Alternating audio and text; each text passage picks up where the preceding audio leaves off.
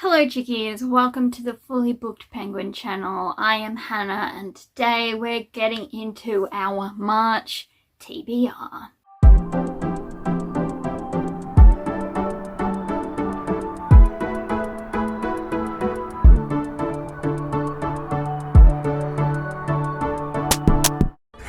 Alright, so we actually have a couple of rollover books from last month and the month before, so I'll just go through them quickly first. I don't know whether we want to do like 8 or 9 books. We'll start with 8. I keep not finishing the goal, so maybe I should just make the goalpost closer, and that way I'll be able to achieve it.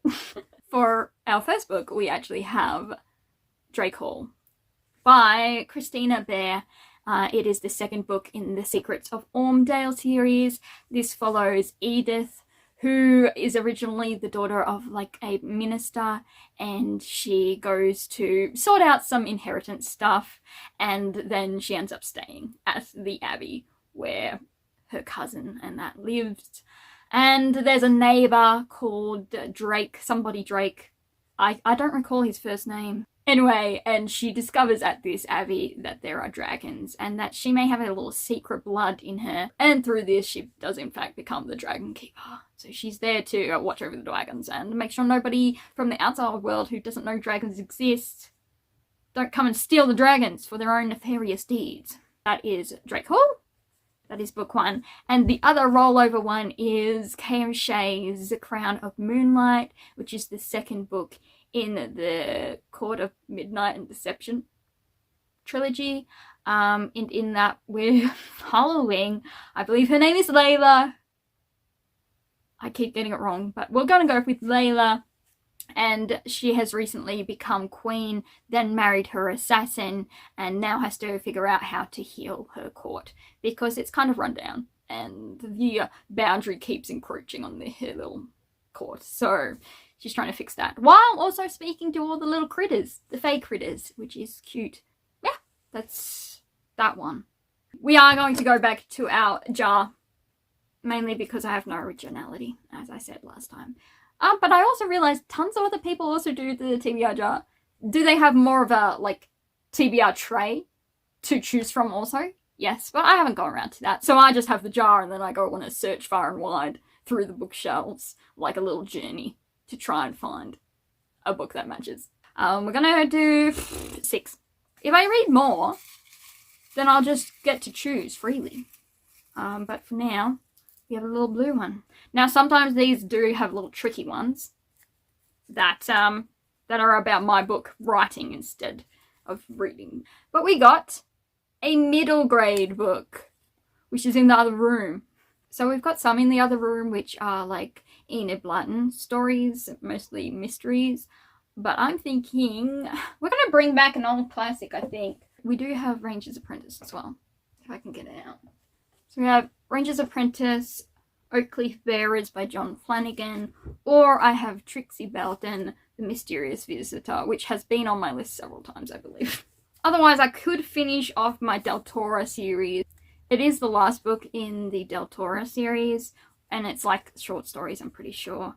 So I could also read that one. It's just what I feel like. I feel like a mystery, a more medievally, more serious one, or one where the main series disappointed me. But I could finish it so that I can donate it if I hate it. I think we're going to try and finish the series just to get it off. So Tales of Deltora by Emily Rodda, and it is like prequels, I'm pretty sure, and just little short stories from Deltora, telling of the time before Leaf, Barter and Jasmine, well, Leaf and Barter set off on their journey from the blacksmith. So the thing with I do that all the time, and then I don't know whether to grab the fallen out one or the one I grabbed. We're going with the one I grabbed. If it fails, we should have gotten the other one. It's a little green one. YouTuber reviewed pick. Okay, so I'll have to go onto the interwebs and look at people's reviews. Maybe they're more recent ones? Ooh, no, I can. I can.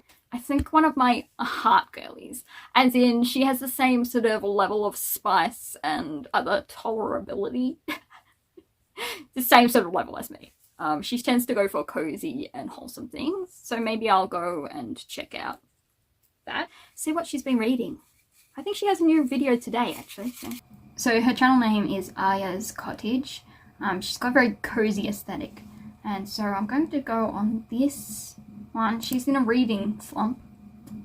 I'll let you know if I find our next book in it. Otherwise, we'll go on to another one that she has called Whimsical Book Recommendations. This book is The Girl Who Fell Beneath the Sea, and it's by Axie.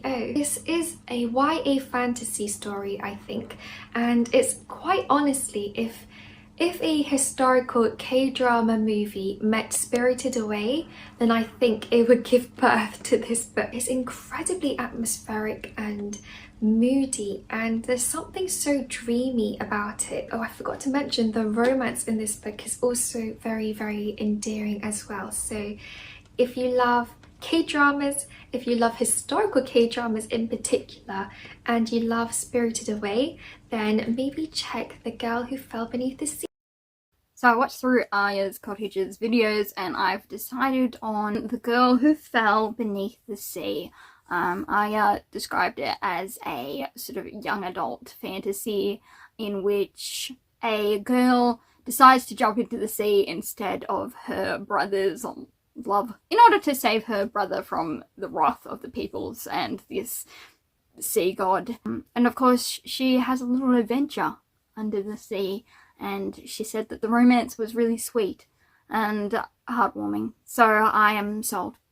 To be honest, was part of the reason it convinced me, because in Love and Deep Space we have Raphael, who is one of the love interests, and he is a mermaid and a sea god, and therefore has a similar story. I haven't delved into his story fully, but maybe I can do a side-by-side of the two stories. I'm sure it's very different, but at the same time, it's just gotta be done at some point, especially since it is Raphael's birthday in like 4 days.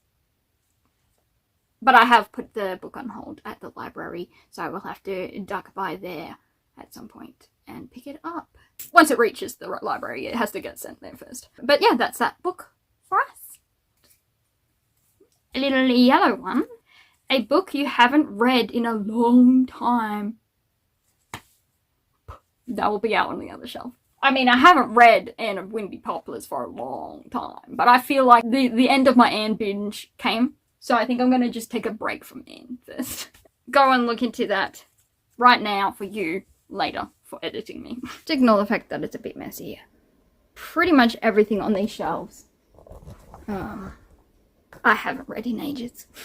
It does have to be a book I have read before though. There's some like Christian-y kids books set around the war and like Denmark and that with the Jews. Or I've never read The Hobbit, so I don't know why I'm looking at that.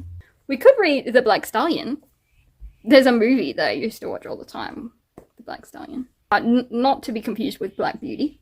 Very different book. You can hear that bird. It is what it is. It's a cockatoo. Yeah. I could read Pride and Prejudice again. I read Pride and Prejudice ages ago.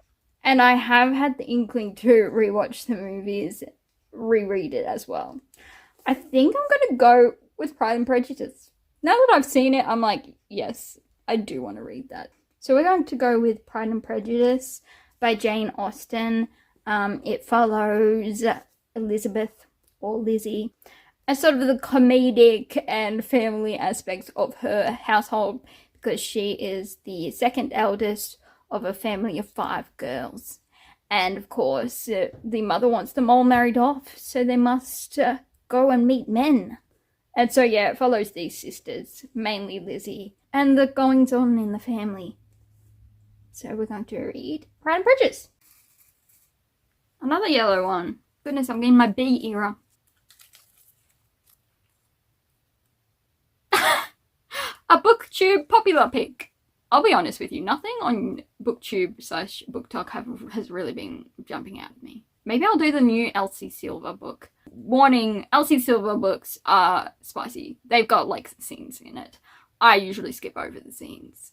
I go for the family country aspect. But this one is like a single. She has a baby. But it is BookTube popular. Oh, we'll just go with Elsie. Why not? As I say, it's a skippy one. Skippy. So don't judge me too hard if you don't like the spice. That's what it is. Okay. Oh, I'll have a think about it, but it'll probably be whatever that Elsie Silver one is. Lil Pinku. A book that has a movie/TV show adaptation.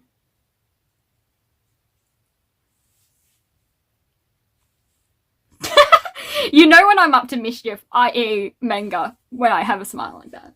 So both the mangas that I have and am working through, they both left on a cliffhanger last month.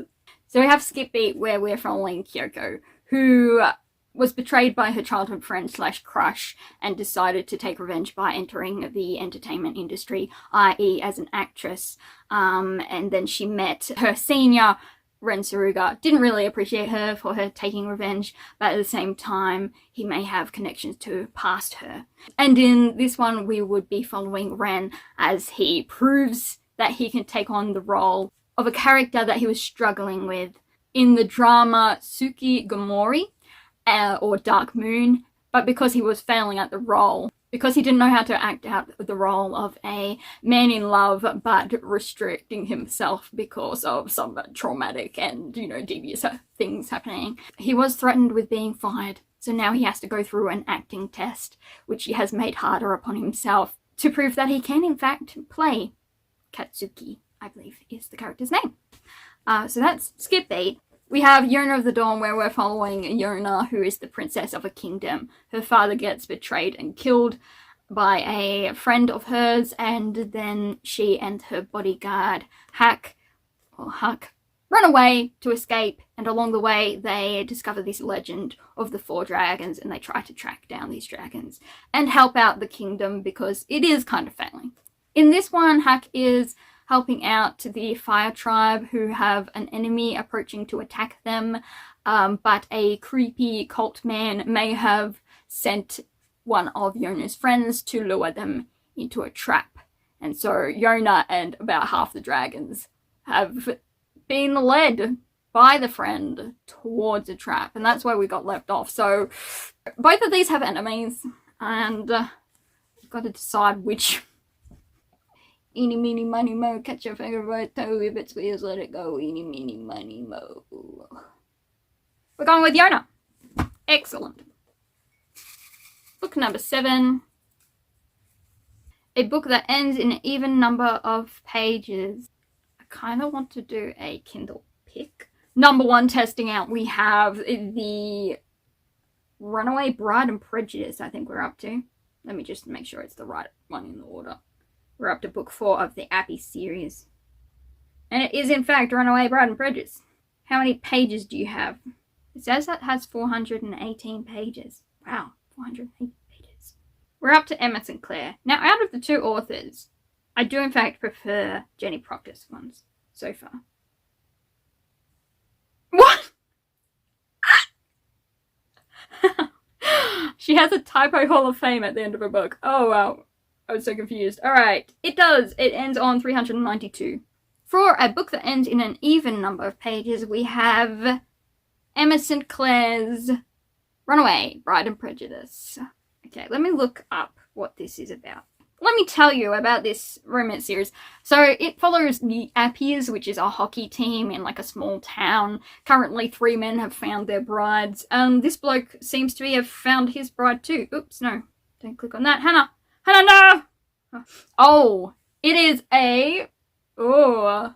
So this is a closed-door hockey romance featuring the team bad boy, Van, and the coach's daughter. Okay, so it seems that she's going to be a runaway bride. Oh, I have some tea here. So, Van found out that the coach's daughter's fiance, nearly to be husband, was being a little rascal, if you get what I mean. And so he reveals it, but what he didn't expect was that he would somehow become involved in the runaway of the bride. And that's all I know. That's number 7, did we say? On to number 8. Woo!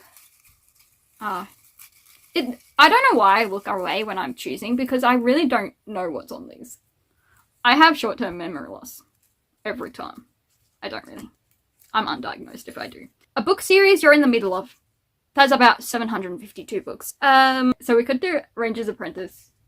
We could do Anne of Green Gables. We could do a manhwa. We only have one manga. I feel like I'm asking permission from like my parent or something. Like, please give me an easy one instead of doing an essay. Can I just do a art project? Not that art is easy. You artists out there, you have talent. I'm 100% envious. All there is, Trixie Bell. And these two have returned. That's the choices. And the moment I added this to the mix, these two are like, pretty much. So in A Stepmother's Martian, the story is by Spice and Kitty. The art is by Walker. In this one, we are following Shuri, who is the Martianess. She married the Marquis. Marquis? Is that the right term? Marquis? Anyway, she married the old man when he was old and dying. He pretty much raised her to be a good Martianess so that she could protect the property until their son, Jeremy, was old enough. It's a bit all over the place. But she was married when she was like 15 or something. But now Shuri, this is technically her second time through life. She was killed on Jeremy's wedding day and she reverted back. This time, however, she is determined to win over her children and to make sure the property and the children don't suffer under their family, i.e. the in-laws, and the church and a bit of the kingdom. It's all a bit politically intertwined. She's determined not to let anything bad happen to her kids. Her kids. They're almost as old as her. So a simpler way of saying that would be just to read the back and say the Marchioness Shuri got the chance to redo the last 7 years of her life and tried to mend her broken relationship with her 4 stepchildren. Ooh. Jeremy's in trouble in this one. Ooh. I'm sure he didn't do anything wrong. Not really. Not our Jeremy. I mean, look at him. He couldn't hurt a fly, I'm sure. Anyway, so we're going to add that to the pile. And that is a wrap on our March TBR. As I say, we're going with 8 books. I must admit, I am more excited for some rather than others. I'm looking at you, Tales of Deltora. But that's all the books for March. I hope you enjoyed. I will be doing reading vlogs and, of course, a review that will come out either this month or next. And so I hope you have a lovely day, and I shall see you all in the next video. Peace!